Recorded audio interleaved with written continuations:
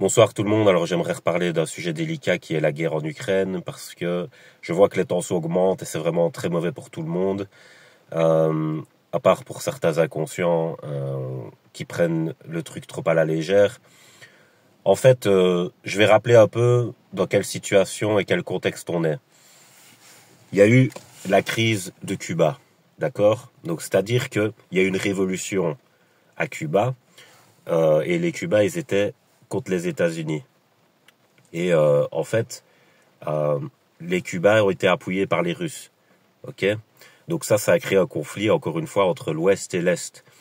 Il y a eu une négociation entre John Fitzgerald Kennedy et Khrouchtchev, et les Russes sont repartis. C'est-à-dire qu'ils ont quitté Cuba. Ils ont laissé Cuba indépendant, neutre, et voilà. Donc la négociation a abouti à ça. Ici, on est dans le même cas de figure, mais dans le sens contraire. Le truc, c'est que l'Occident, ils veulent que la Russie dise, ok, on se plie, tu vois. Mais ils se plieront pas. Ils se plieront pas comme les États-Unis ne se sont pas pliés. Vous voyez ce que je veux dire? Ils ne se plieront pas. C'est à l'Occident de se retirer. Parce qu'en fait, il y a une sorte de pensée perverse ici. C'est on projette ce qu'on fait soi-même.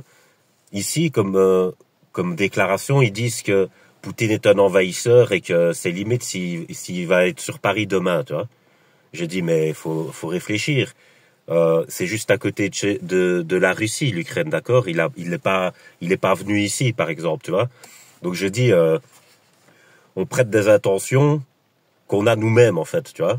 On lui prête ça, mais je dis mais il faut regarder l'homme tel qu'il est, pas tel que nous on veut le voir, tu vois.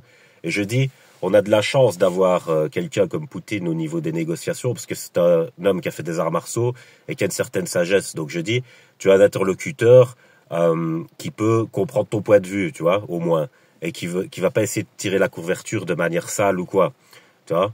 Mais par contre, il va pas nier sa propre existence. Il représente le peuple russe et il va pas faillir à sa mission entre guillemets. Vous voyez ce que je veux dire? Donc ça n'arrivera jamais. Donc je comprends pas cette poussée là comme ça, parce que comme je dis, vous avez de la chance d'avoir un interlocuteur comme lui, parce que c'est toujours comme ça dans l'histoire. On dirait que vous vivez dans le présent, vous regardez pas ce qui va se passer dans l'avenir. Poutine, il n'est pas éternel, d'accord? Un jour, il prendra sa retraite et un jour, quelqu'un va prendre sa place. Mais si jamais on a mis une pression pareille sur la Russie, le gros risque, ce qui risque d'arriver, c'est la montée de l'extrême droite, d'accord? Donc que l'extrême droite arrive au pouvoir. Et là, vous aurez un interlocuteur ou plusieurs qui seront pas du tout du même acabit, tu vois. C'est-à-dire, eux, ils seraient capables de déclencher une guerre chaude par ici, tu vois. Donc je dis, réfléchissez, et il est largement temps de mettre fin à ça. Et on en a encore l'occasion maintenant, mais avec les années qui vont passer, les tensions risquent d'augmenter et on risque réellement une troisième guerre mondiale. Voilà, pour de vrai. C'est pas des blagues ou quoi, pour de vrai, tu vois. Et je dis donc là, faut quand même pas déconner, parce que à l'époque où on est, il y a un terme que j'ai oublié, mais un terme scientifique qui dit que l'être humain a acquis assez de puissance pour s'autodétruire totalement. Donc je dis qu'est-ce que c'est que ça, tu vois. Je dis je comprends pas pourquoi ça coince comme ça, tu vois. Mais en fait c'est parce que ils essayent de faire plier la Russie, et ils tentent avec plusieurs manœuvres différentes, mais ça marchera pas, Voilà, c'est tout.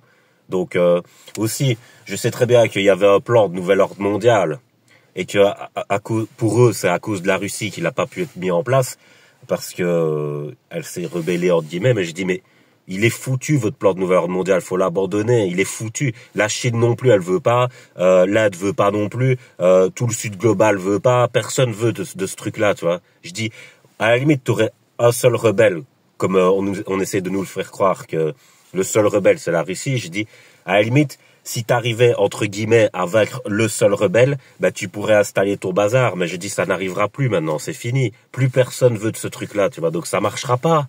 Vous insistez avec votre croyance psychorigide dans une direction qui n'est plus possible maintenant.